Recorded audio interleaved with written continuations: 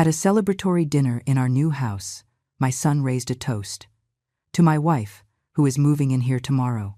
My daughter-in-law sat there, smiling with pure satisfaction. I smiled too. And I pressed play on my cell phone. The recording of that conversation made my daughter-in-law stand up from the table and run out. But let me tell you from the beginning how I arrived at that moment. How a 64-year-old woman, who had just lost her husband, ended up secretly recording her daughter-in-law's conversations, and how that recording destroyed the mask of the most manipulative person I have ever known in my life. My name is Eleanor.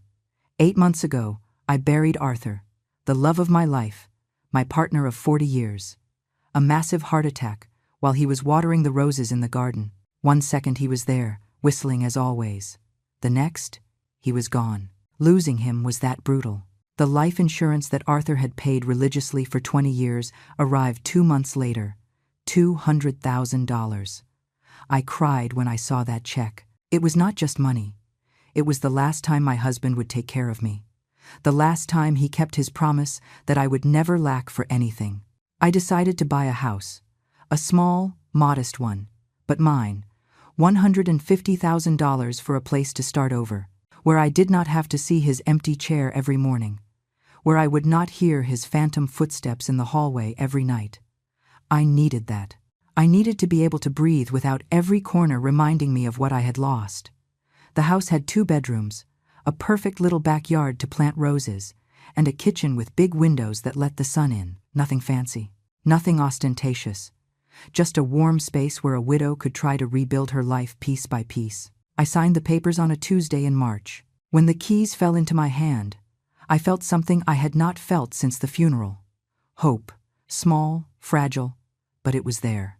I told my son Daniel that same afternoon, my only son, the boy I raised alone for years while Arthur worked double shifts, the man I swore to protect until my last breath. I expected him to be happy. I expected a hug. I expected him to say, "I am happy for you, Mom. You deserve it." Instead, his face hardened. "You bought a house." His tone was not one of surprise. It was annoyance. "Yes, honey. A cute little cottage where I will be able to start over. It has a small yard where I can plant the roses I like so much and—" "Mom," he interrupted me, "don't you think that was a little rushed? You could have consulted us." Us. That word hit me like a bucket of ice water. Us.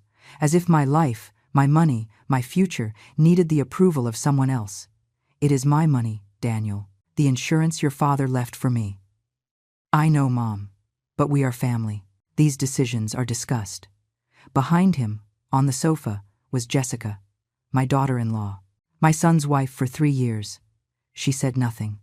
She just looked at me with those cold, calculating eyes, and that small smirk at the corner of her lips, as if she were enjoying seeing me uncomfortable.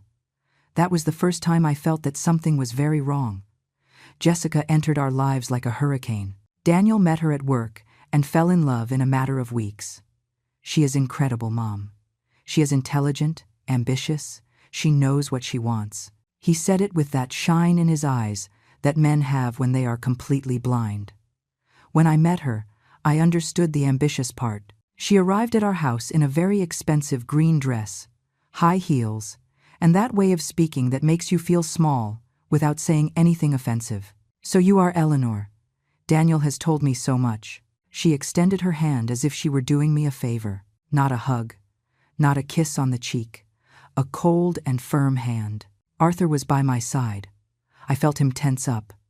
That night, after they left, he told me, "That girl has something strange about her, Ellie. I do not like how she looks at you." I downplayed it. Daniel loved her. Who was I to judge? But Arthur was right. He was always right.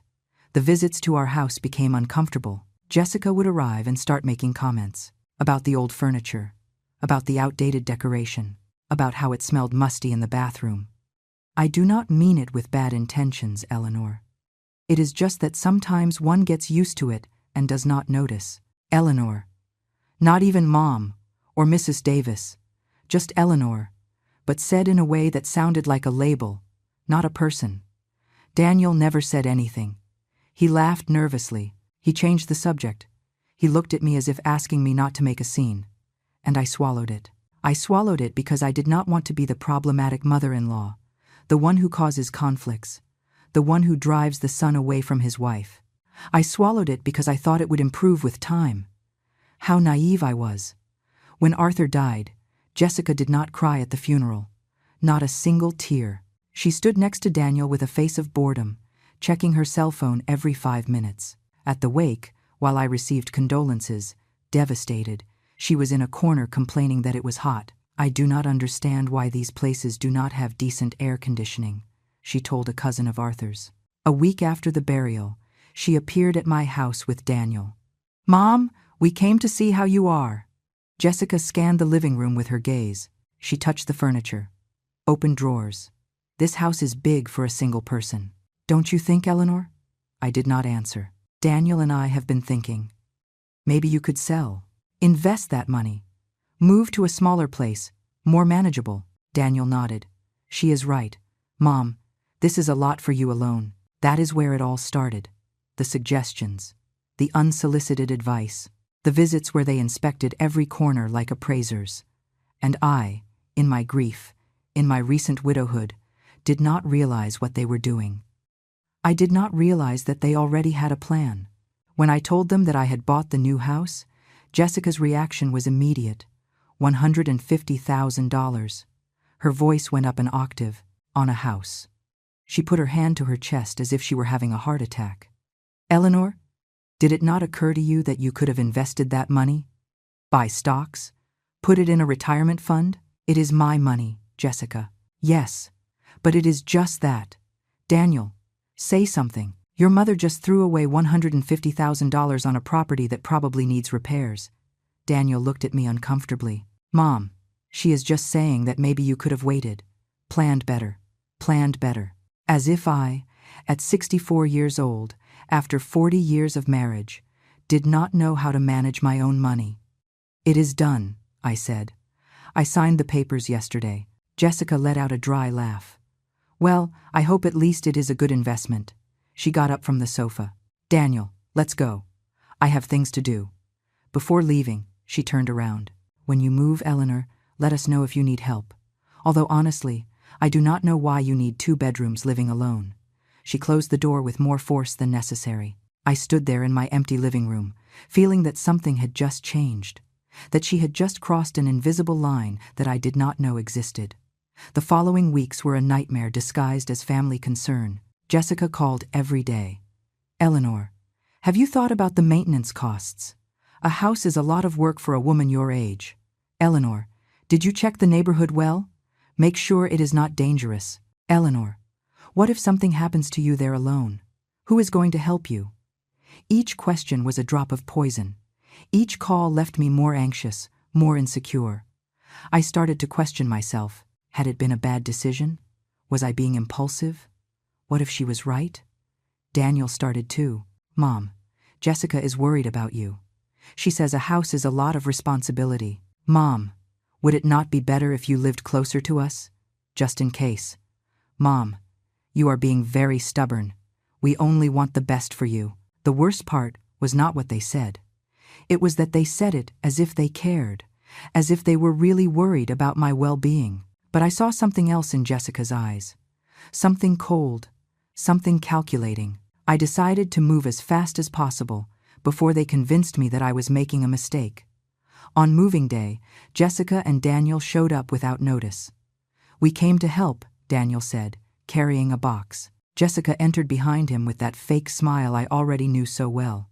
She toured the entire house, opened doors, checked the closets, measured the rooms with her eyes. "It is okay for what you paid," she finally said. "Although that bathroom needs urgent remodeling. And the kitchen is ancient." I said nothing. I just kept unpacking. "This room is big," she pointed to the master bedroom. "Why do you want it so big if you sleep alone?" "It is my bedroom, Jessica."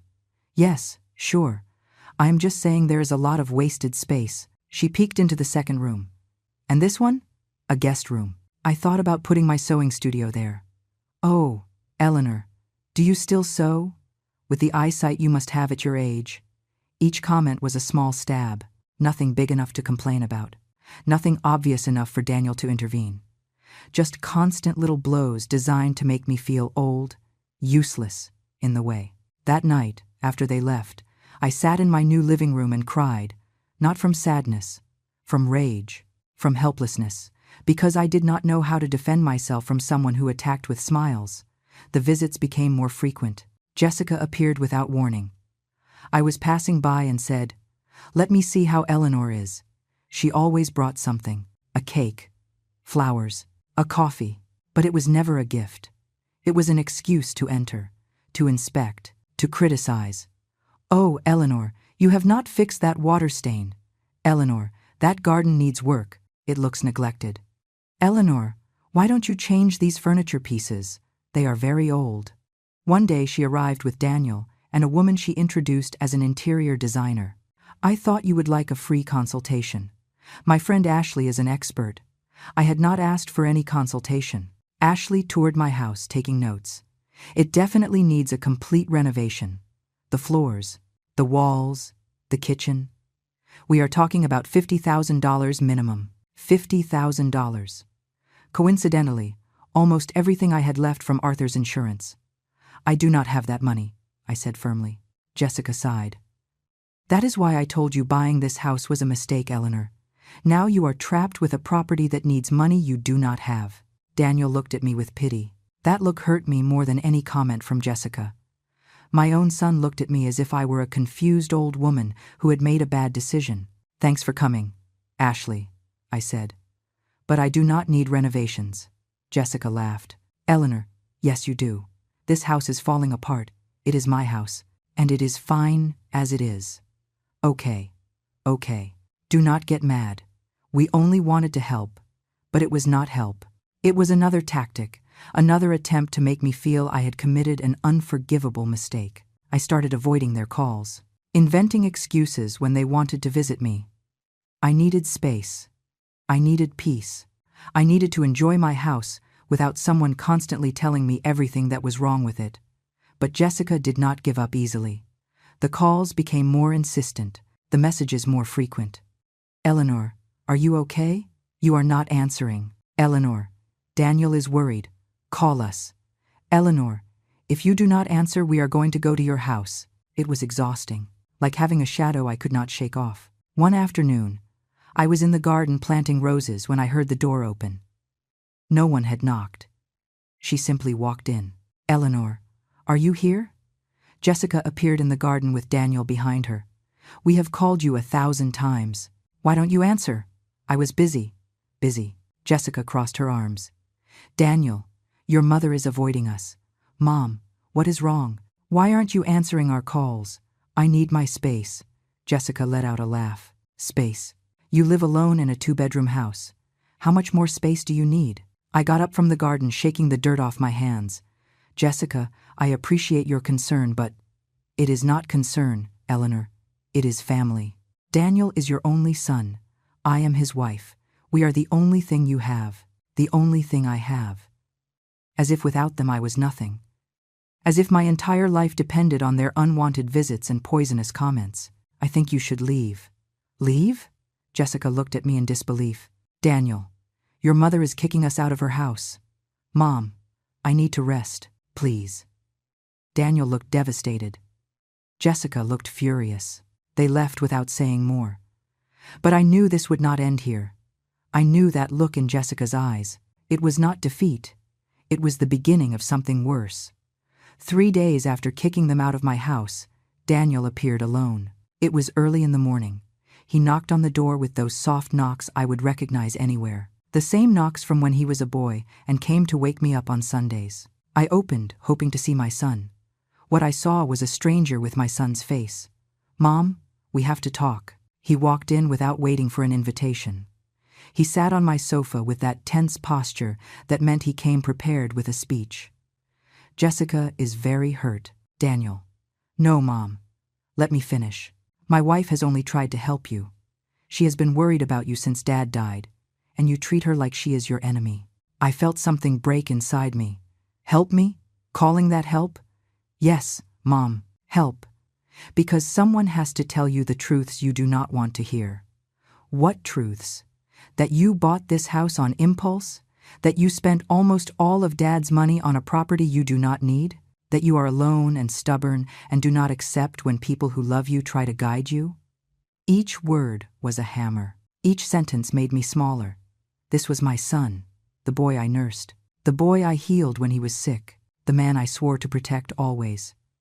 And now he was here repeating his wife's words to me as if they were universal truths. Daniel, this is my life, my money, my decision. Mom, you are 64 years old. You cannot keep acting like you know everything. 64 years old. He said it as if it were a sentence, as if my age automatically invalidated me. Your father would have wanted me to be happy. My father would have wanted you to be sensible. For you to listen to your family. He got up from the sofa. Jessica and I have been thinking. This house is too much for you. The expenses, the maintenance, everything. It would be better if... He stopped, as if measuring his words. If what, Daniel? So that you are not alone. There it was.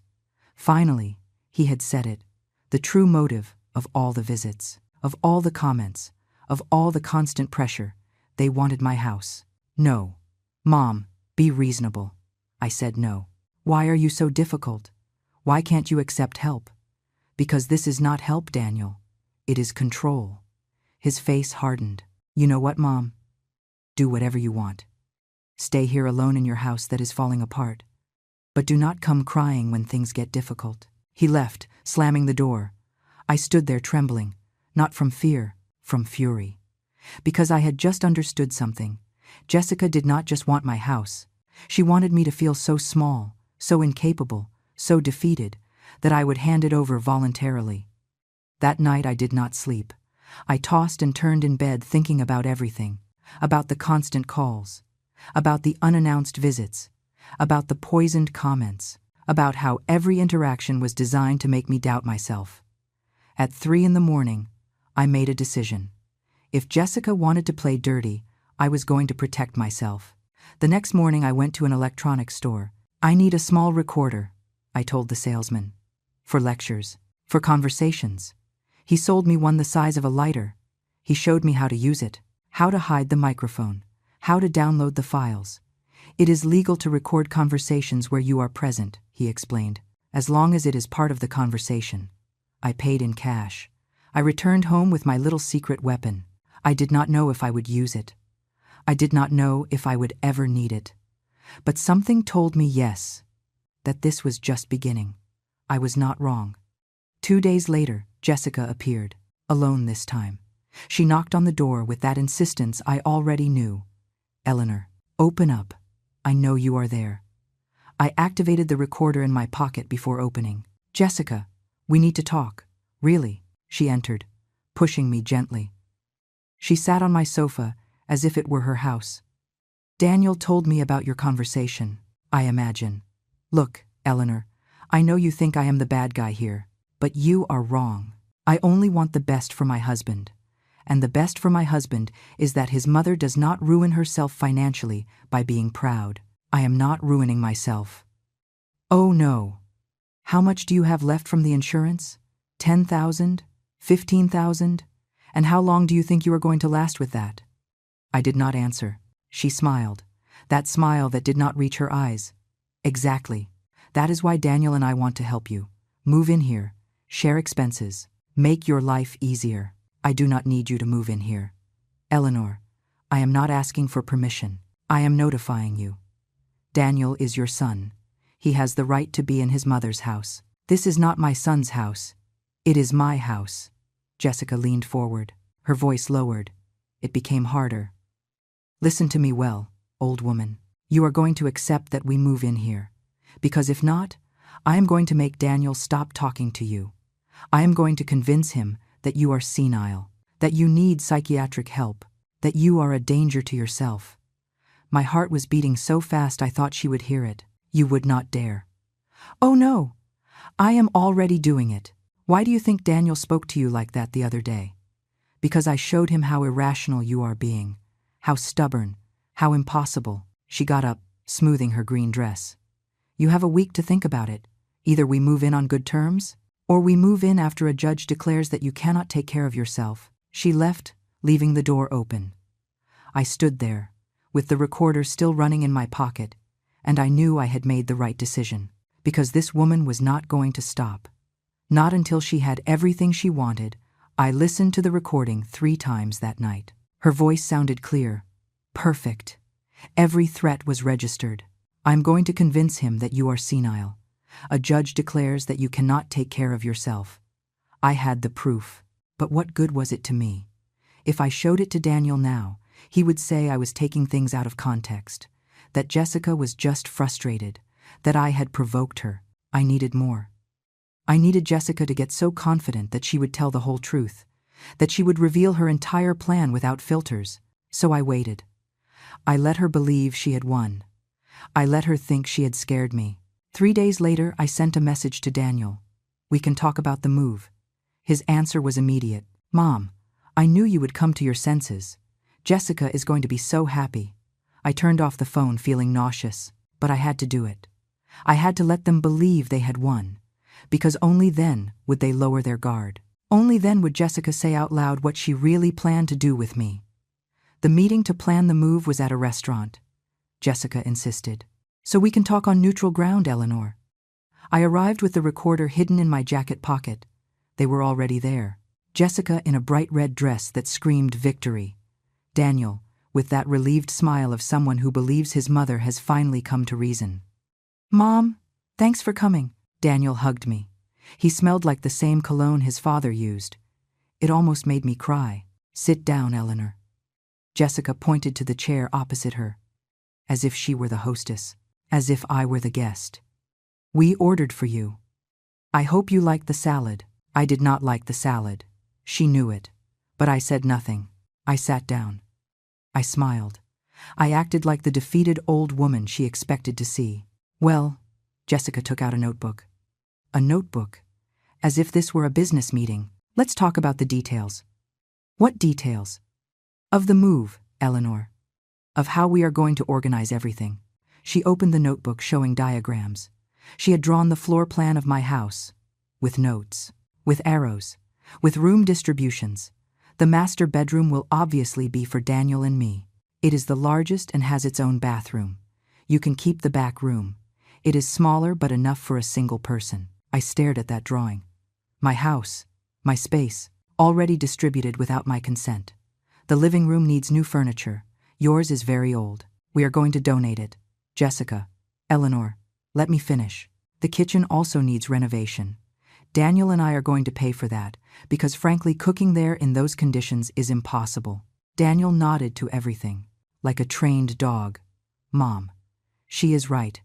If we are going to live all together, improvements have to be made. With what money? With yours, Eleanor. You still have about $50,000 from the insurance, right? That is perfectly enough to remodel the kitchen and buy decent furniture.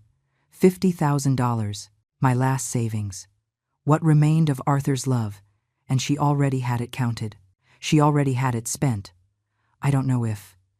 Eleanor, do not be difficult. You already accepted that we move in. Now accept that things have to be done right. Her tone was no longer sweet.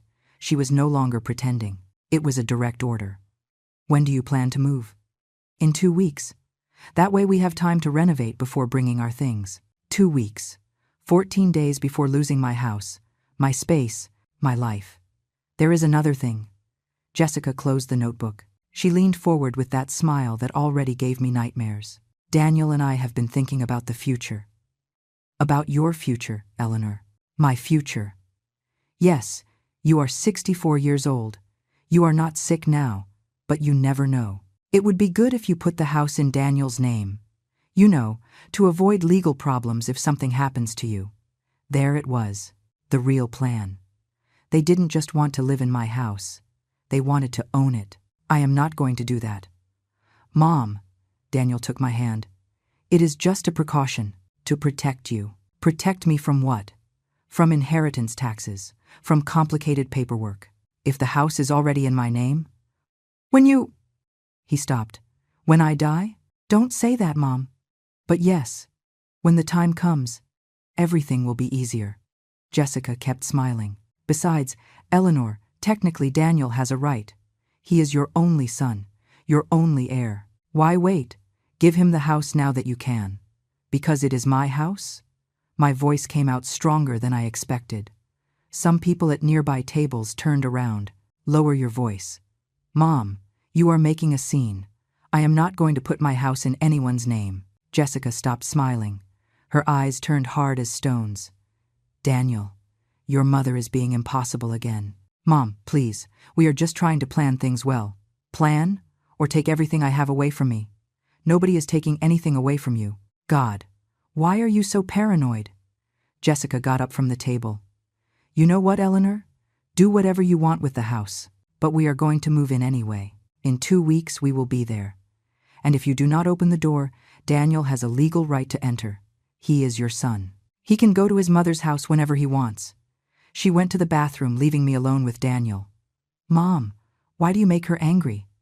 Daniel, don't you see what she is doing? She is trying to help us. Both of us. All 3 of us. She is trying to keep my house. You are paranoid. Jessica is right. Maybe you do need professional help. Those words cut me deeper than any insult. My own son suggesting I was crazy, that I needed a psychiatrist, that I couldn't trust my own judgment. Jessica returned from the bathroom. Are you done talking? Yes. Daniel stood up. Mom needs time to process everything. Sure. Jessica looked at me with that fake pity I already knew. Take your time, Eleanor. But remember, 2 weeks. We move in with your blessing or without it. They left, leaving me with the bill. I stayed there, sitting in front of that salad I hadn't touched, feeling the walls closing in around me. But the recorder in my pocket was still running. It had captured everything, every threat, every admission, every calculated word. I already had 2 conversations recorded, but it still wasn't enough. I needed Jessica to say everything, without filters, without disguises. I needed her to reveal exactly what she planned to do to me once she was living in my house. Once she had total control. So I made another risky decision. I called Jessica the next day. You are right. I am going to put the house in Daniel's name. Silence on the other end. Then laughter. Eleanor, I knew you would come to your senses, but I need help with the papers. Can you come tomorrow to explain to me how it works? Of course, I'll come at 1. Alone. So we can talk calmly, woman to woman. Perfect. Exactly what I needed. I spent the whole night preparing. I placed the recorder in a spot where it would capture everything. I rehearsed how to act, how to play the confused one, the defeated one, the old woman who had finally accepted her place. Jessica arrived on time. She carried a folder full of papers. Eleanor, I am so proud of you. You are finally making intelligent decisions. She sat on my sofa taking out documents. Look, here is the form for property transfer. It is simple. You just sign here, here, and here. And what happens to me? Where do I live? Here, Eleanor, in your little room. Nobody is kicking you out. Little room. She didn't even call it a bedroom anymore. But the house will belong to Daniel. Technically, yes, but you can stay as long as you want. She leaned forward with that shark smile. Well, as long as you behave. What does that mean? It means this is going to be my house, Eleanor. My rules, my space. If you want to stay, you are going to have to respect that. I understand. Truly. Jessica relaxed. She settled into the sofa as if it were already hers. Because I need you to understand something. Daniel is my husband. I am his priority, not you. If there is a conflict between what you want and what I want, he is going to choose me. Always. I know. Good. Because I am not going to tolerate you being the meddling mother-in-law who causes problems. You are going to stay in your room. You are going to cook when I ask you to. You are going to help with the cleaning. You are going to be useful, or you are going to be a nuisance. And nuisances eventually get eliminated. The recorder was capturing every word, every threat, every revelation of who she really was. Eliminated. Do not play dumb, Eleanor. If it doesn't work out with you living here, we are going to look for alternatives. A nursing home, a senior residence. There are very good places where they take care of people your age. I do not want to go to a nursing home. Then behave. Do what I tell you, and everything is going to be perfect. She smiled. Now sign these papers. I took the pen she offered me. I held it over the paper. My hand was trembling. It wasn't acting. It was pure, contained rage. Here. Yes, Eleanor, right there. Jessica was practically salivating. I could see the victory in her eyes. Absolute triumph. I brought the pen close to the paper. The tip touched the dotted line. Then I let it drop. I can't. What? I can't sign. Not yet. I need to think about it. Jessica's face transformed. The mask of kindness fell completely. You are playing me, you stupid old woman. I just need more time. There is no more time. She got up from the sofa, furious. You know what? I have had it with you. Sick of your nonsense. Sick of your attitude. Sick of pretending I care about you. She started pacing my living room like a caged animal. From the first day I met Daniel, I knew you were going to be a problem. A clingy, needy mother-in-law who was never going to let go of her son. I never. Shut up. I am talking. She pointed her finger at me. When Arthur died, I thought, perfect. Now the old woman is going to be alone, vulnerable, easy to handle. Daniel was going to be completely mine without that father who always filled him with stupid ideas about respect and family. Mentioning Arthur like that made me clench my fists. But I let her continue. I needed her to say everything. Then I found out about the insurance. $200,000. And I thought, this is perfect. That idiot doesn't know how to handle money. I am going to convince Daniel that we should help her invest. We are going to take control of that money. But I bought the house. Yes, you bought the damn house, without consulting us, without asking our permission. As if you mattered. As if your decisions mattered. She laughed without humor.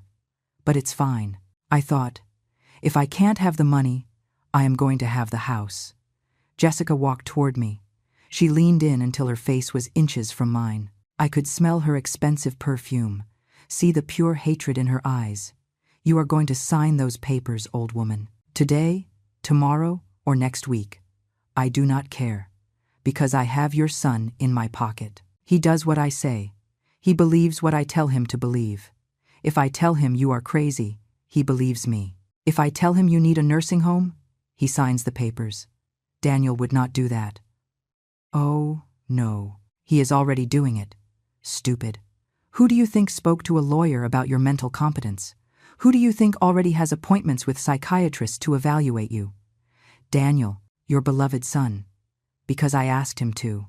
I felt the floor move beneath me. You are lying. Do you want to bet? Ask him. Ask him about Dr. Ramirez. About the appointment he has scheduled for you in 2 weeks. About the papers he is already preparing to declare you incapable of managing your own affairs. She straightened up, smoothing her dress. So you can sign the easy way. Or I can have you declared senile and take everything from you anyway. You choose. Why? Why do you hate me so much? I don't hate you, Eleanor. I simply don't care about you. You are an obstacle between me and the life I deserve. A comfortable life. With a paid-off house. Without financial worries. Without an annoying mother-in-law breathing down my neck. She walked toward the door. Think about it well, but think fast. Because I am moving in here in 2 weeks whether you want it or not, and if you haven't signed by then, things are going to get very ugly for you. She left, leaving the door open, leaving the papers scattered on my table, leaving me with a shattered heart and a full recorder. I stayed sitting on that sofa for hours. I listened to the entire recording. Every threat, every admission, every cruel word. I had everything, irrefutable proof of who Jessica really was. Of what she planned to do, of how she had manipulated my son. But more than triumph, I felt pain, because a part of me still could not believe that Daniel was involved in this, that my son, my baby, had spoken with lawyers about declaring me incapable. That night I did not sleep. I sat in the darkness of my living room thinking about everything, about 40 years with Arthur, about raising Daniel alone while Arthur worked, about the sacrifices, about the love, about how all of that could disappear because of a manipulative woman. At 6 in the morning, I picked up the phone. I called Daniel. Mom, it's 6. His voice sounded sleepy. I need to talk to you. It is true about Dr. Ramirez. Silence. A long, heavy silence that told me everything I needed to know. Mom, how did you know about that? It is true. Jessica thought it would be good for you to talk to someone. Just to rule out that I am crazy? That you are going through something difficult? Grief can affect people's judgment. I closed my eyes. My own son. And the mental incompetency papers. Mom, they are just precautions. Just in case. Just in case you need to take everything from me legally. It is not like that. You are misinterpreting things. Daniel, do you love me? What kind of question is that? Of course I do. Then come to my house. Just you. Without Jessica. I need to show you something. Mom, I can't go without my wife. She is part of my life. Please, just this once. Give me a chance to explain something. I heard voices in the background. Jessica had woken up. She was asking who he was talking to. I can't, Mom. Jessica says you are trying to manipulate me. To separate us. Daniel, I have to hang up. We'll talk later. The line went dead. I stood there with the phone in my hand, feeling my son drifting further and further away. How Jessica had built a wall between us, so high that I could no longer see the other side. But I was not going to give up. Not yet. I had the recordings. I had the proof. I just needed the right moment to use them. The moment where Jessica could not escape, where Daniel could not deny the truth, where everyone would see who that woman really was. I spent the next few days planning. Jessica had said she was moving in 2 weeks. Perfect. I was going to let her believe she had won. I was going to let her get completely confident. And then I was going to expose everything in front of witnesses, in front of family, in front of people who could not ignore the truth. The idea came one night while looking at old photos. Photos from when Daniel was a boy, of birthdays, of family celebrations. We had always been a family that celebrated everything, that gathered around the table to share food and laughter. Why not one last celebration? A housewarming dinner for the new house. An opportunity to gather everyone before Jessica and Daniel officially moved in. I could invite my sister Patricia, Daniel's cousins, close family friends, witnesses, people who knew Arthur, who knew me, who could not ignore the truth when they heard it. I called Daniel the next morning. I want to have a dinner, a celebration before you move. Mom, I have thought it over better. You are right. We are family. We should celebrate this together. I could hear the surprise in his voice. Are you sure? Yes. Invite whoever you want. I will invite the family. Let's do this right. Wait. I am going to tell Jessica. Voices in the background. Then Jessica took the phone. Eleanor, what are you planning? Nothing. I just want to do things right. Like you said, I don't believe you. Jessica, if we are going to live together, let's start on the right foot. A family dinner, like the ones before. Silence. I could feel her thinking, calculating. That is fine, but no drama, no scenes. Just a dinner.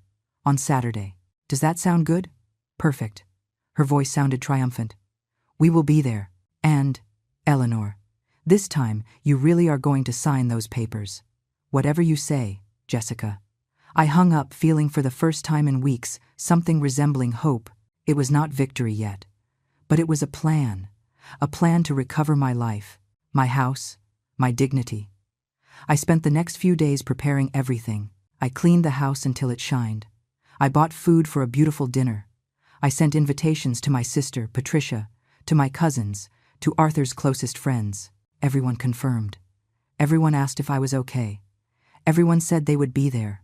I configured my phone so the recording would play with just the touch of a button. I practiced the moment again and again. The timing had to be perfect. Jessica could not escape before everyone heard. She could not invent excuses. She could not manipulate the situation. The night before the dinner, I barely slept. I checked everything 100 times. The recorder, the phone. The Bluetooth speaker I had connected so everyone could hear clearly.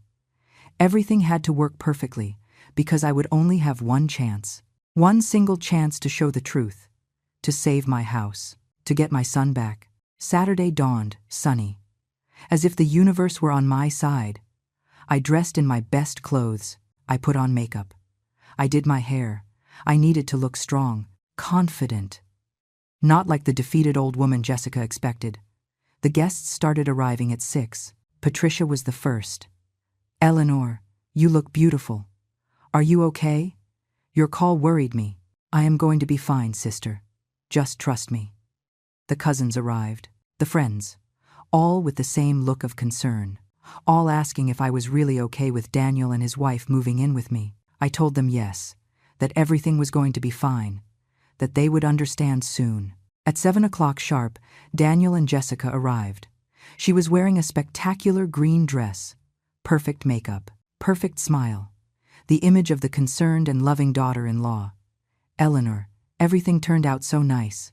She hugged me in front of everyone, a fake hug that made me want to vomit, but I smiled. I acted my part. The dinner went normally. Conversations, laughter, Jessica being charming with everyone, telling stories about how excited she was to move, about how much she wanted to take care of her mother-in-law. Daniel smiled proudly. My sister looked at me confused. I waited.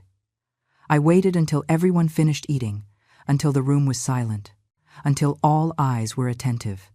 Then Daniel stood up with his glass. Daniel stood up with his glass of wine in his hand. Everyone stopped talking. All eyes turned toward him. My heart started beating so hard, I thought everyone would hear it. I want to make a toast, said my son with that radiant smile that broke my soul. Jessica looked at him with adoration. Or at least, that is what it seemed like. I knew the truth. Mom, I know the last few weeks have been difficult. I know there have been tensions, but I am so happy that we have finally reached an agreement. Patricia looked at me confused. I kept my expression neutral. That is why I want to toast to my wife, to Jessica, who is moving in here tomorrow, to this beautiful house, to help my mother, to take care of her, to make sure she is never alone. The words fell like bombs in the silence of the room. I saw the faces of my guests transform. Surprise, confusion, concern. Nobody raised their glass. Jessica was radiant, smiling as if she had just won the lottery. She leaned back in her chair with that absolute satisfaction drawn on every muscle of her face. She looked at me sideways, waiting for me to break, to cry, to beg. Instead of that, I smiled. I took my cell phone out of my pocket with hands that were trembling but decisive. I placed it on the table next to the Bluetooth speaker I had prepared. Before that toast, I said with a clear voice, I would like to share something with all of you. Jessica's smile wavered. Just a second. But I saw it. Mom, what are you doing? Daniel lowered his glass. Sharing the truth. I pressed play. Jessica's voice filled the room. Clear, sharp, unmistakable. Do not worry. As soon as we move in, the old woman will sleep in the back room. She won't even realize when we start making her sign papers. She is so naive. The silence was absolute. Everyone looked at the speaker as if it were a bomb. Jessica went pale. She tried to stand up, but Daniel stopped her with a hand on her shoulder, his expression frozen in shock. The recording continued. Every poisonous word Jessica had said in that phone conversation she believed was private. About how I was a nuisance. About how she was going to keep my house. About how Daniel was so easy to manipulate.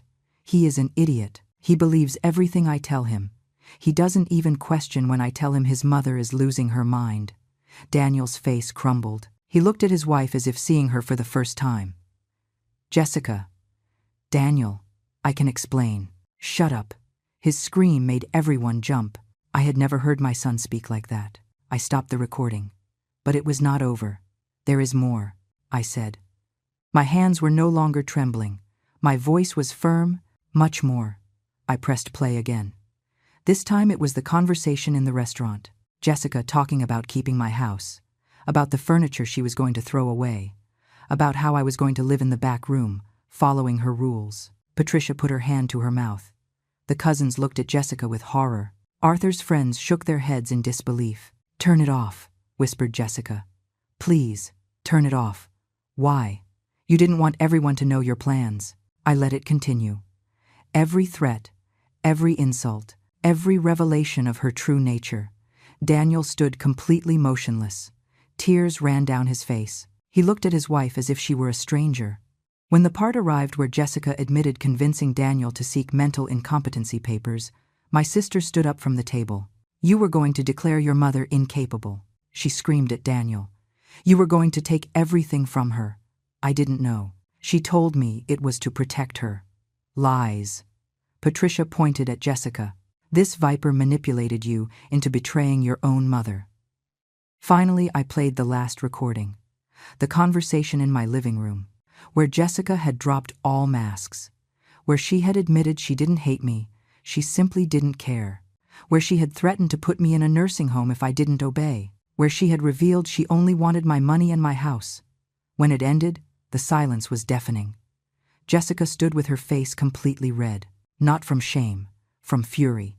This is illegal. You cannot record me without my permission. It is completely legal to record conversations where I am present, I said calmly. I consulted with a lawyer. You set a trap for me. I gave you enough rope to hang yourself. I stood up, looking her straight in the eyes. Everything you said was true. Every word, every threat, every plan. And now everyone knows. Daniel collapsed into his chair. He had his head in his hands. How could I be so blind? Because she is good, I told him softly. She is very good at manipulating, but no more. Jessica looked at me with a hatred so pure it was scary. This doesn't end here, old woman. I'm leaving. You're going to what? Patricia stepped between us. Are you going to threaten her again? Go ahead. There are 20 witnesses here. Daniel's cousins, who had grown up with me, who knew Arthur, stood up, forming a barrier. I think it is time for you to leave, said my cousin Lucas. His voice was hard as stone. Jessica looked around, seeking support, looking for someone to defend her. Nobody spoke. Everyone looked at her with contempt, with disgust. With the truth finally exposed. Daniel, she said with a trembling voice. Daniel, my love, you have to believe me. Those recordings are taken out of context. I never. Get out. Daniel's voice sounded broken. Destroyed. Get out of here now. But, get out. He stood up so fast his chair fell backward. I do not want to see you. I do not want to listen to you. I do not want anything from you. Jessica took a step toward him. Daniel recoiled as if she burned. It was all a lie, whispered my son. Everything, I love you. Every smile, every plan we made together. Everything was to get to this. No, Daniel, I do love you. You love my money. You love this house. You used me to get to my mother. His voice broke. You almost made me betray the woman who gave me life, who raised me, who sacrificed everything for me. You almost convinced me to take away her home, her dignity, her freedom. Tears flowed freely down his face. How could you? Jessica tried one last time. She approached him with hands extended. Daniel pushed her, not with force, just with enough firmness to make it clear he didn't want her near. If you do not leave now, I am calling the police. The voice belonged to Patricia. She had her cell phone in her hand. And I am showing them these recordings. I am sure threatening an older woman with declaring her incompetent to steal her property is some type of crime. Jessica looked at all of us, her perfect mask finally destroyed. She was no longer the charming daughter-in-law. She was a furious, exposed, defeated woman. She grabbed her purse from the chair. This is not going to stay like this. Yes, it is going to stay like this, I said. And if you try anything, these recordings go everywhere. To your job, to your family, to every person you know. She walked toward the door with stiff steps. Before leaving, she turned one last time. She looked at me with so much hatred I could almost feel it physically. You are a bitter old woman who is going to die alone, better alone than surrounded by vipers. She left, slamming the door. The sound resonated through the whole house. Nobody spoke for several seconds. Then Daniel broke. My son, my baby, collapsed to the floor, crying like a child. Deep sobs that shook his whole body. I ran to him. I knelt by his side, ignoring how my knees hurt. I hugged him like when he was little and had nightmares. Mom, I am so sorry, so sorry. Shh, it's over. I almost lost you. I almost let her take everything from you. How am I going to forgive myself? You are already forgiven. I caressed his hair. You are already forgiven. He clung to me as if I were his lifebuoy in the middle of the ocean. And maybe I was, because he had been drowning in Jessica's lies without even knowing it. Patricia approached. She put her hand on my shoulder. The others formed a circle around us. Family. True family. The one that holds you when you fall. The one that tells you the truth even if it hurts. The one that doesn't abandon you even if you make mistakes. "We are going to help you with the divorce," said Lucas. "I know an excellent lawyer. And we are going to make sure that woman keeps nothing," added Patricia. "Nothing of yours, Daniel, and definitely nothing of Eleanor's." My son kept crying in my arms, but now there was something else besides the pain. There was relief, as if he could finally breathe after being underwater for years. "How did you know?" he asked, wiping his face. "How did you know you had to record her?" "Because your father taught me something," I told him. "He taught me that when someone shows you who they really are, believe them the first time." "She showed me who she was from the beginning," he whispered, "and I didn't want to see it. Love blinds us sometimes, but now you see clearly." I helped him stand up. My knees protested, but I didn't care. "And now what?"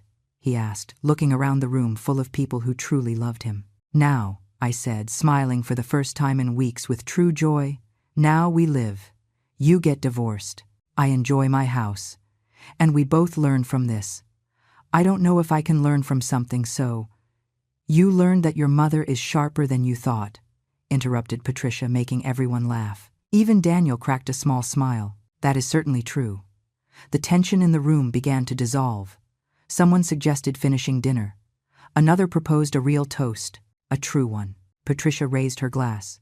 "To Eleanor, to her bravery, for defending herself when many would have let her win." "To Eleanor," repeated everyone. The glasses clinked. The sound was like music, like freedom, like justice. Daniel hugged me tight. "I love you, Mom, and I am going to spend the rest of my life making this up to you. Just love me. Just be my son. That is enough." That night, after everyone left, I sat alone in my living room, in my house, my space that I had defended tooth and nail. I looked at Arthur's photo on the mantel. That smile I knew so well, those eyes that always made me feel safe. "I did it, my love," I whispered. "I protected what we built together." I felt like he would have answered me, that he would be proud, that from wherever he was smiling. The following days were a whirlwind. Daniel moved to a hotel that same night. He didn't want to return to the apartment he shared with Jessica. He couldn't stand being in the same space where she had planned my destruction. "I need to process everything, Mom," he told me over the phone the next morning. His voice sounded tired, broken. "I need to understand how I was such an idiot." "You weren't an idiot. You were a man in love with a lie." The pain in his voice broke my heart. But it was a necessary pain. The kind of pain that cleanses, that purifies, that allows you to heal correctly instead of just covering the wound. Patricia practically moved in with me during those days. "I am not leaving you alone," she said, bringing her suitcase, "just in case that crazy woman tries something." But Jessica didn't try anything, at least not directly. The messages started on the second day, first to Daniel's phone, then to mine. "Daniel, please, let's talk. We can fix this. Eleanor, the recordings don't show everything. Let me explain. Daniel, I love you. I made mistakes, but we can overcome them. Eleanor, I am sorry. I was stressed. I didn't mean it seriously." We deleted them all without answering. Then came the calls, dozens of them, at all hours. Daniel blocked her number. I did the same. Then she appeared at Daniel's hotel. The manager had to remove her. She was screaming in the lobby that her husband had abandoned her, that I had manipulated him, that we were a family and we had to talk. The police almost arrested her for disturbing the peace. That night, Daniel came to my house trembling. "She is losing control," he said, sitting on my sofa. I had never seen her like this, because she had never lost before, I explained. People like Jessica do not know how to handle defeat. They cannot accept that their plan failed. "Do you think she is dangerous?" "I think she is unpredictable, and that is worse." I hired a security system the next day. Cameras at the door, sensors on the windows, an alarm connected directly to the police. I wasn't going to take risks, not after everything I had fought for. Daniel's lawyer, recommended by Lucas, was a serious man named Robert. He listened to the full recordings without interrupting. When they finished, he whistled softly. "This is gold. With this, she keeps nothing in the divorce." "I do not want anything from her," said Daniel. "I just want her to disappear from our lives." "She is going to fight," warned Robert. She is going to try to get money. She is going to say she deserves compensation. She is going to invent stories. Let her invent them. We have the truth. The divorce papers were filed a week later. Jessica's reaction was explosive. She hired the most expensive lawyer she could find, a guy named Jeremiah who had a reputation for being ruthless. The first hearing was a circus. Jeremiah argued that Daniel had abandoned his wife without cause, that Jessica was a devoted woman who only wanted to care for her mother-in-law, that the recordings were taken out of context. Robert destroyed him. He played the full recordings in front of the judge. Every word, every threat, every admission. The judge, an older woman named Judge Sullivan, listened to everything with an increasingly severe expression. When it finished, she looked at Jessica with something close to disgust. "Ma'am, do you have anything to say in your defense?" Jessica stood up. She had cried during the entire playback. Perfect tears that didn't ruin her makeup. "Your Honor, those conversations were in moments of stress. I was frustrated. I said things I didn't feel." "You are saying you didn't plan to keep your mother-in-law's house?" "I only wanted to help. I wanted us to live together as a family. Help by convincing her husband to declare his mother incompetent?" The judge's voice was hard as steel. "Help by threatening her with a nursing home if she didn't obey your orders?" "I never." "There are recordings, ma'am. Recordings where you yourself admit everything." Jessica looked at her lawyer seeking help. Jeremiah shrugged. There was no possible defense against recorded truth. "This divorce proceeds," declared the judge, "without compensation for the defendant, 0 alimony, 0 division of assets, and a permanent restraining order against Mrs. Eleanor Davis." The gavel fell. Jessica screamed, literally screamed in the courtroom. "This is unfair. I have rights." "You waived your rights when you attempted to commit fraud against an elderly woman," responded the judge. "Be grateful I am not charging you criminally."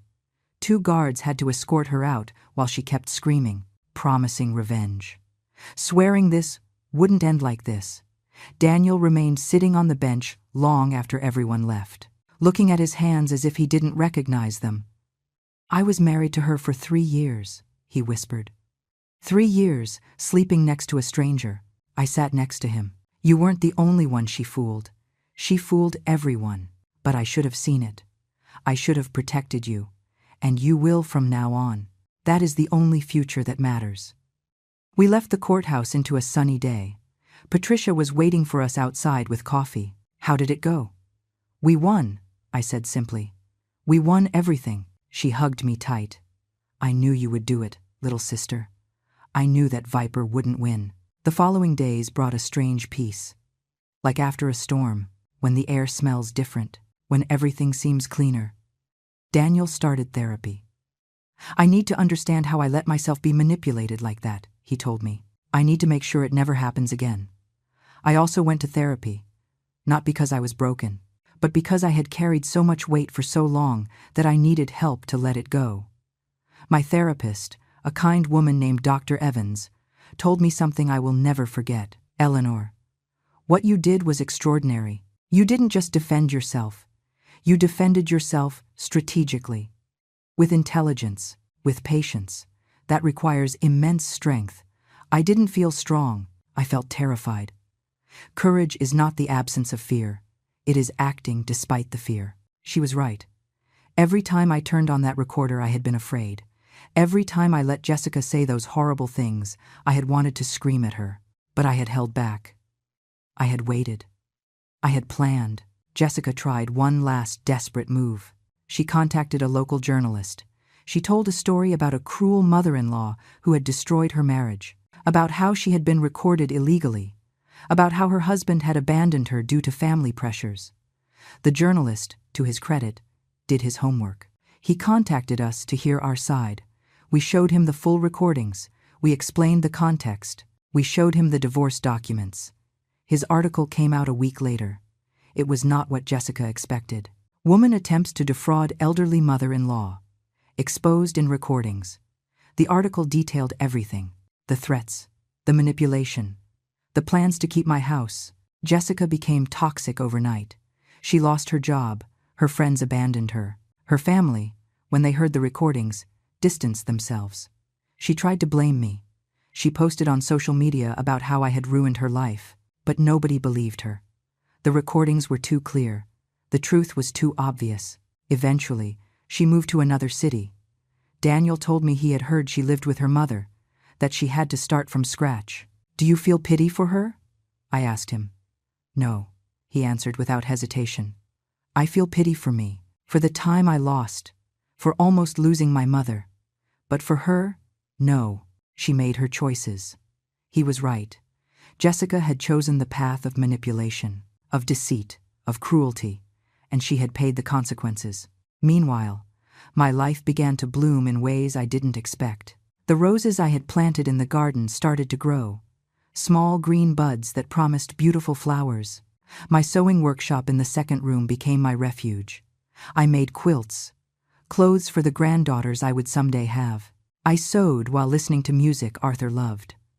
Daniel started visiting me regularly, not out of obligation, not because he felt guilt, but because he wanted to. We drank coffee in the garden on Sundays. We talked about everything, about his job, about his dreams, about his healing. "I met someone," he told me one afternoon. 6 months had passed since the divorce. My heart tensed. "Yes, it isn't romantic. I am not ready for that yet. She is a friend. From the therapy group." "What is she like?" "She is real. That is the best I can say. She is genuine. There are no masks. There are no games." I smiled. "That sounds perfect." "She reminds me of you," he said, taking my hand. "She reminds me that good women exist, that not all are like Jessica. They never were, my love. You just had bad luck once. Once was enough." We sat in comfortable silence, the kind of silence that only exists between people who know each other deeply, who love each other unconditionally. Patricia organized a party to celebrate the first anniversary of my move, a full year in my house, a year defending it, a year of victory. She invited everyone who had been at that dinner, the cousins, Arthur's friends, all the people who had supported me when I needed it. "A toast," she said, raising her glass. "To my sister, to the bravest woman I know, to Eleanor," everyone repeated. The glasses clinked. The laughter filled my living room. My house, my space that I had fought so hard to protect. That night, after everyone left, I sat in my garden. The stars shone above. The roses perfumed the air. I could hear the crickets singing. I closed my eyes and thought about the whole journey, from Arthur's funeral to this moment, from the broken widow to the woman who had exposed her enemy. It had been painful. It had been terrifying, but it had been worth it. "We did it, Arthur," I whispered to the wind. "We protected our home," and I felt his presence, not in a ghostly or mystical way, but in the way the people we love are always present, in the memories, in the lessons they left us, in the strength they gave us to face what was coming. Autumn arrived, painting my garden in warm colors. The roses I had planted bloomed completely. Red, pink, yellow. Every morning I went out to water them, feeling a peace I hadn't known in years. Daniel healed slowly. I saw it in his eyes, in how his smile started reaching his eyes again, in how he spoke of the future without that crushing weight of betrayal.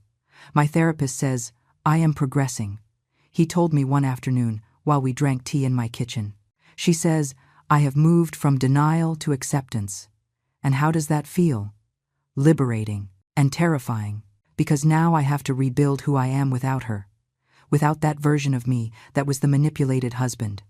"You were more than that, Daniel. You were always more than that. But I lost so much time being that person. You didn't lose it. You invested it in learning, in growing, in becoming the man you are now." He took my hand across the table, his eyes filled with tears.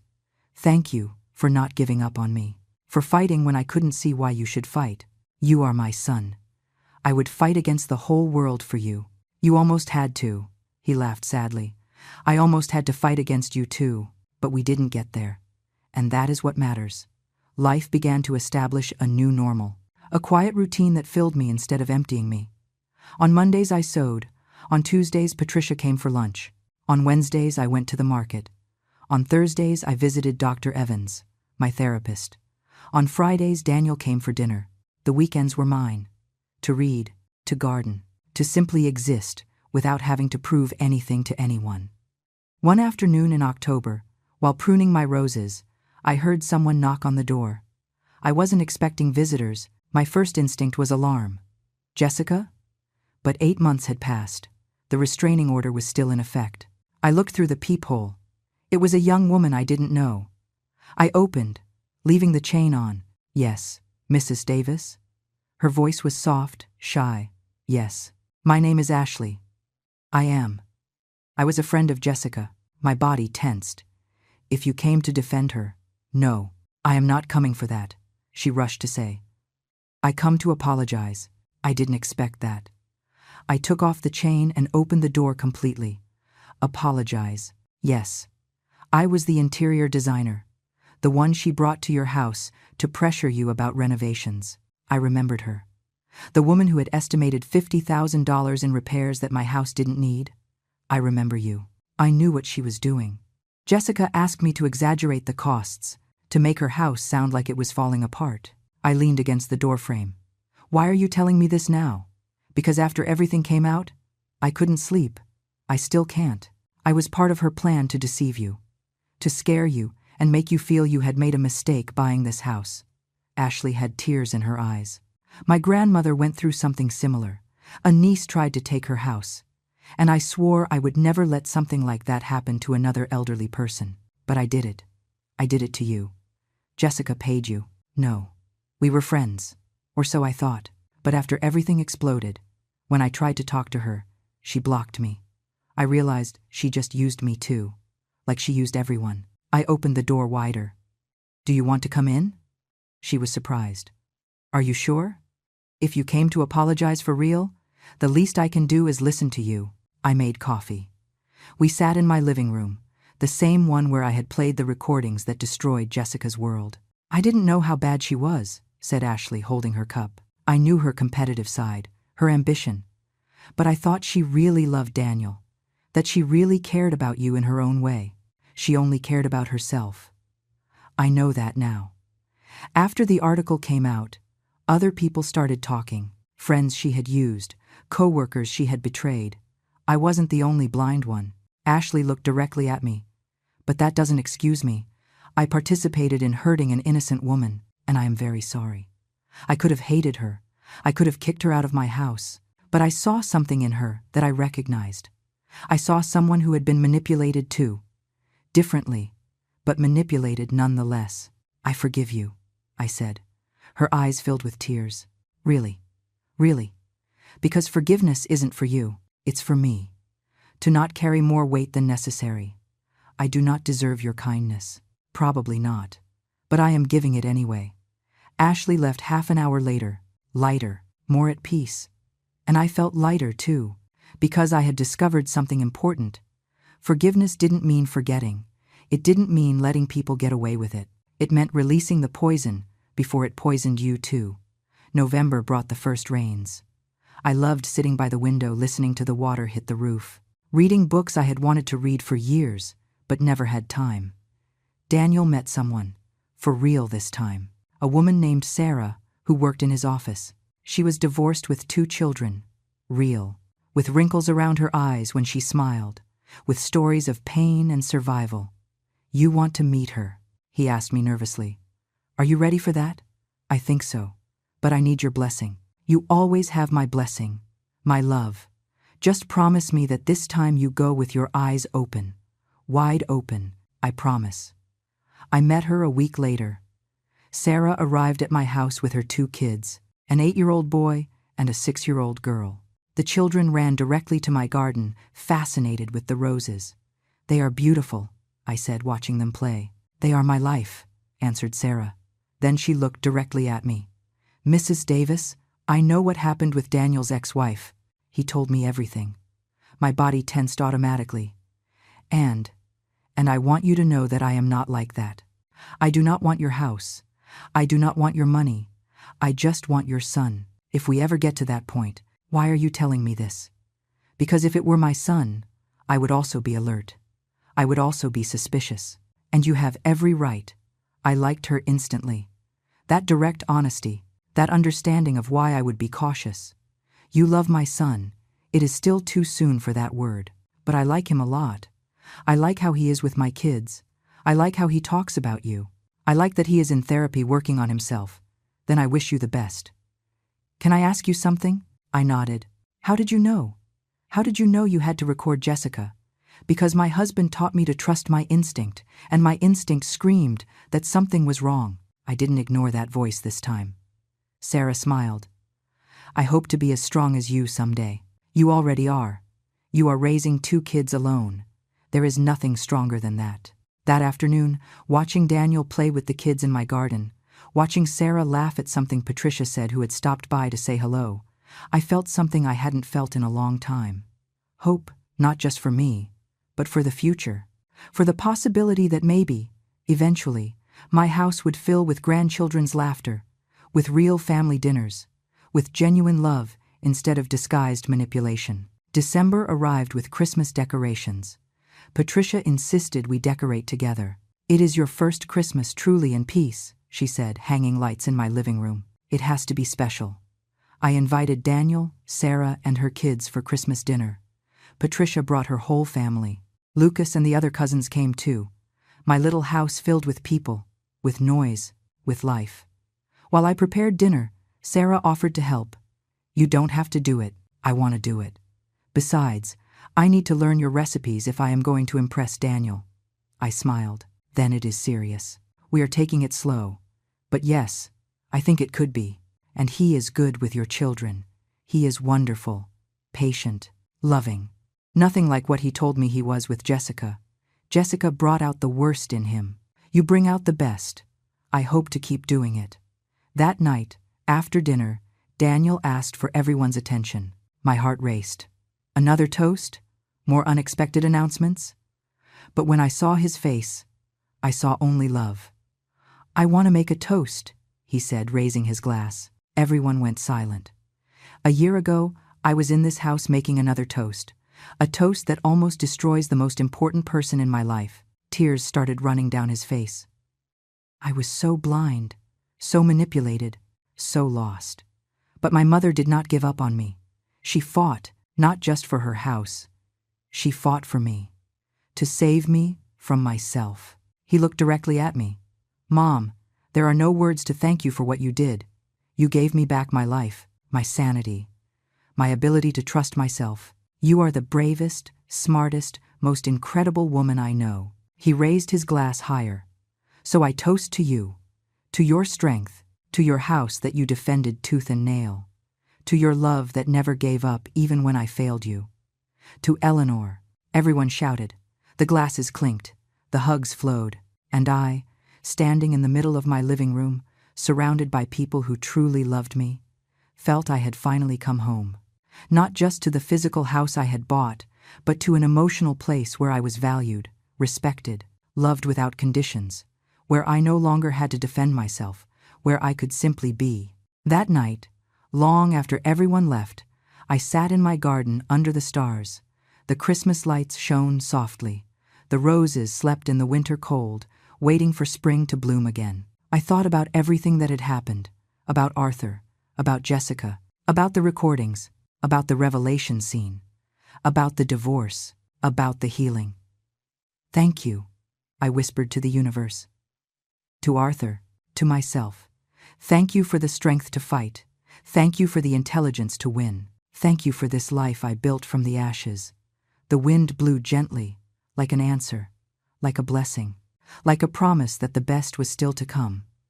Spring arrived, transforming my garden into a paradise of colors. The roses exploded in flowers more beautiful than ever, as if they knew they were finally in a place where they could grow without fear. I was blooming too. I had lost that constant weight in my chest, that anxiety that woke me up at 3 a.m, that feeling of being under permanent attack. For the first time since Arthur's death, I felt complete. Not happy in the naive way I had been before, but happy in a deeper way, wiser, earned through fire. Daniel and Sarah got serious. He spent weekends with her and the kids.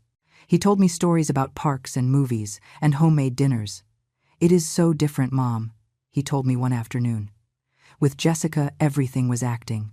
expensive restaurants, brand name clothes, appearances. With Sarah, it is real. It is pizza on the living room floor watching cartoons. It is helping with homework. It is real life. That is real love, I told him. The kind that lasts. A year and a half after that revelation dinner, Daniel arrived at my house with a small box in his hand. I am going to ask her to marry me. My first instinct was panic, but I pushed it down. Are you sure? Surer than of anything in my life. I have been in therapy. I have worked on myself. I have learned the signs of manipulation. And Mom, she is not like that. She is genuine. She is honest. She is real. And her children. I love them as if they were mine. I want to be their stepfather. I want to give them the family they deserve. I hugged him tight. Then you have my blessing. Completely. Do you want to see the ring? He opened it, showing me a simple but beautiful ring. Not ostentatious. Not the type Jessica would have demanded. But delicate and meaningful. It is perfect. It belonged to Sarah's grandmother. Her mom gave it to me when I asked for permission. She said her grandmother would have wanted someone who loves truly to wear it. The proposal was in my garden. Daniel asked me to organize it here, because this place represents a new beginning. Overcoming. Love that survives anything. We decorated with lights and flowers. Patricia prepared snacks. Sarah's children were so excited, they almost ruined the surprise 3 times. When Sarah arrived, the children led her to the garden blindfolded. Daniel was waiting, trembling with nerves. When she took off the blindfold and saw the scene, the tears started immediately. Daniel knelt down.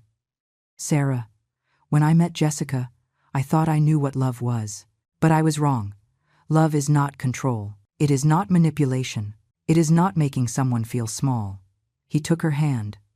Love is what I feel when I am with you. Safety, peace, genuine joy. You are my partner, my equal, my best friend. The kids were screaming excitedly. Would you marry me? Would you let me be part of your family? Would you give me the chance to love you correctly for the rest of my life? Yes. Sarah was crying and laughing at the same time. Yes, yes, 1,000 times yes. The ring slid on perfectly. The kids ran to hug them. We all applauded, and I, standing next to Patricia, felt my heart could explode with happiness. Your brother found a good one, whispered Patricia. He found the right one, I corrected. There is a difference. The wedding was 6 months later. Small, intimate. In a garden that reminded me of mine, Sarah wore a simple and elegant ivory dress. The kids were ring bearer and flower girl. Daniel cried when he saw her walk toward him. I cried too, but they were tears of pure joy. Without the weight of worry, without the fear that this was another lie. At the reception, Daniel asked me to dance. Do you remember when we danced at my first wedding? He asked while we moved slowly. I remember. I was so blinded that day, so convinced I had found the perfect love. But now you did find it, thanks to you. If you hadn't fought, if you had let me lose myself in that toxic relationship, I never would have arrived here. You arrived here because you did the work, because you healed, because you learned, but you started the process. You saved me. I hugged him while we danced, and I would do it again, 1,000 times. Sarah turned out to be exactly what she had seemed, without hidden agendas, without secret plans, just a good woman who loved my son and wanted to build a family. Sundays became a tradition. The whole family came to my house for lunch. The kids played in my garden. Sarah and I cooked together. Daniel and the cousins watched football. Patricia brought dessert and neighborhood gossip. It was noisy. It was chaotic. It was perfect. One Sunday, while we were washing dishes, Sarah told me something I will never forget. Thank you for accepting me. I know it must be hard after what happened. It is not hard when someone is genuine. I heard the recordings. Daniel showed them to me because he wanted me to know his whole history before committing. I was surprised, and it made me love Daniel more, because he got out of that. He healed, and it made me respect you more, because you fought when many people would have let it happen. I couldn't let her get away with it. And thanks to that, I met Daniel when he was ready for real love. If he were still with her, we never would have had this opportunity. 2 years after that revelation dinner, I received a letter. The sender froze my blood. Jessica, my first instinct was to throw it away, but curiosity won. I opened it with trembling hands. Eleanor, I do not expect you to read this. I do not expect your forgiveness. I just need to tell you that you were right. About everything. I was manipulative. I was cruel. I was greedy. I lost everything because of my own fault. I lost Daniel. I lost my career. I lost my friendships. I lost my reputation. And I deserved it. I am not writing this seeking pity. I am writing because I have been in therapy for a year and a half, working on why I am like this, where this need to control and take comes from. And I have learned things about myself that shame me. But I have also learned that change is possible. I do not expect you to believe me. I ask nothing of you.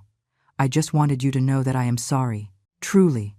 I am sorry for every horrible thing I said, every plan I made, every pain I caused. I am sorry for trying to take from you what your husband left you with love. I am sorry for manipulating your son. I am sorry for being the reason you will probably never completely trust another daughter-in-law. I hope you are happy in your house. I hope Daniel has found peace. And I hope someday you can think of me without feeling anger. Not forgiveness necessarily. Just peace. Jessica. I read the letter 3 times. I felt so many things. Residual rage. Sadness for the lost time. But also something unexpected. Relief. Because Jessica was finally facing her demons. She was finally taking responsibility. It didn't mean I forgave her. It didn't mean I wanted to see her again. But it meant I could close that chapter completely. I showed the letter to Daniel. He read it without expression. Then he folded it carefully. "What do you think?" I asked him. "I think it is too late. And exactly on time. I do not understand. Too late to change what happened. Too late to have a place in my life. But exactly on time for her own healing. And that is fine. She can heal. She just has to do it far away from us. Will you ever be able to forgive her?" I do not know. But I don't hate her anymore. And that is enough for now. I burned the letter in my fireplace that night, not with rage, but as a ritual of closure. The ashes rose up the chimney, taking the last vestiges of that dark chapter. The following years brought more joys. Sarah had a baby, a girl they named Mary, after Arthur, Mario. When I held her for the first time, I cried. "It is the first time I hold one of my grandchildren," I told Daniel.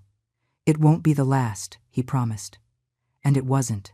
2 years later, another baby arrived, a boy they named Arthur, my house filled with childish laughter, with scattered toys, with drawings on my refrigerator, with small handprints in my garden, exactly as I had always dreamed. Patricia got sick when I was 70, aggressive cancer that didn't respond to treatment. I spent her last months by her side. "Do not be sad," she told me one afternoon near the end. "We had a beautiful life. I am not ready to lose you. Nobody is ever ready. But you are going to be fine. You are the strongest woman I know. Only because you taught me. No, little sister. You always were. You just needed a reason to show it." She died in peace, surrounded by family.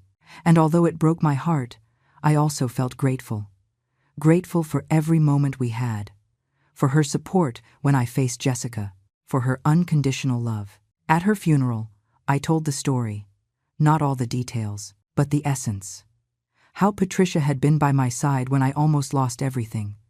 How she had given me strength when I felt weak. How she had been more than my sister. She had been my rock. She taught me that family defends itself. I said that true love fights. That it is never too late to be brave. I saw Daniel in the audience crying, Sarah holding his hand. The kids, now teenagers, listening attentively. Little Mary in her mother's arms. Arthur, the baby who was now 3 years old. 4 generations. All because I had refused to give up. All because I had fought for what was mine. Now I am 72 years old. My garden is more beautiful than ever. My roses win awards in local competitions. My house is full of family photos, of happy memories, of real love. Daniel and Sarah live nearby. I see them constantly. The kids come after school to do homework with me. The babies come to play in my garden. Sometimes, when I am alone, I think about that night. About Daniel's toast. About pressing play. About seeing Jessica's face when her world collapsed. I do not feel guilt. I do not feel regret. I feel pride because I defended myself, because I protected what was mine, because I refused to be the victim she wanted me to be. And I feel gratitude for Arthur, who left me the means to buy this house, for Patricia, who gave me strength when I needed it, for Daniel, who eventually woke up and came back to me, for Sarah, who gave me the family I always dreamed of, for every person who stood by my side when I needed it. This house is no longer just bricks and cement. It is a testament, a reminder that it is never too late to fight, that age does not make you weak, that cunning defeats cruelty, that true love always finds its way. Every time I water my roses, I remember. Every time I cook in my kitchen, I celebrate. Every time I sit in my living room, I breathe peace, because this is mine. I earned it, I defended it, and nobody is ever going to take it away from me. Last night, the grandkids stayed over. Mary, now 6 years old, asked me, "Grandma, why do you love this house so much?" Because I had to fight for it, my love. Fight with whom? With someone who wanted to take it from me. And you won. Yes, my darling, I won. Because you are strong, because I had to be. I tucked her into the guest room, the same one Jessica wanted to be my room, where she planned to relegate me.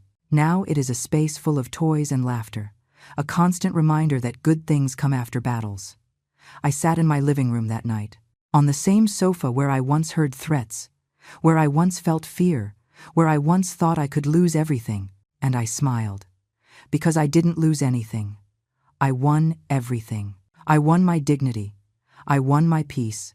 I won my family back. I won my life. Outside, the moon shone over my garden.